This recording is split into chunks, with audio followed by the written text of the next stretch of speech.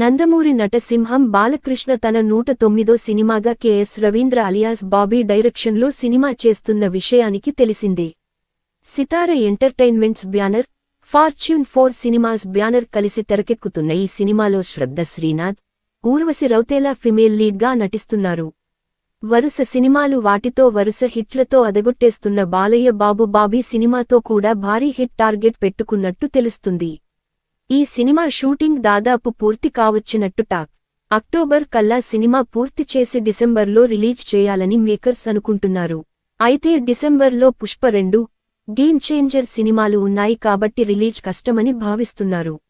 అయితే నిర్మాతలు ఇప్పుడు బాలయ్య బాబు సినిమాను సంక్రాంతికి రిలీజ్ ప్లాన్ చేస్తున్నారని తెలుస్తుంది.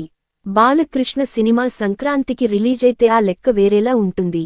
సంక్రాంతికి నందమూరి హీరో సినిమా వస్తే ఫ్యాన్స్కి పండుగే.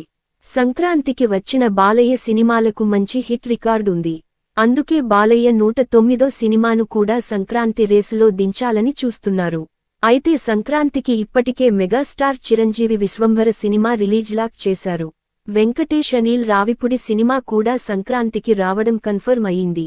ఇక ఇప్పుడు బాలయ్య బాబు మూవీ కూడా పొంగల్కి రిలీజ్ ప్లాన్ చేస్తున్నారు. సీనియర్ హీరోల సినిమాల ఫైట్తో బాక్సాఫీస్ కళకళలాడుతుందని చెప్పొచ్చు.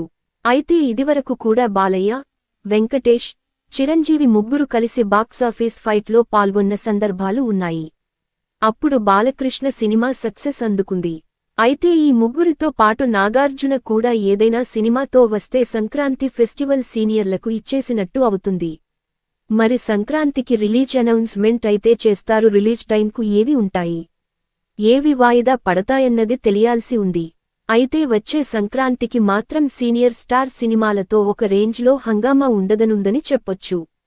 సీనియర్ స్టార్ బాక్సాఫీస్ ఫైట్తో సంక్రాంతికి సినిమాల సందడి షురూ కానుంది. మరి వీరిలో ఎవరిది పైచేయి అవుతుందో చూడాలి.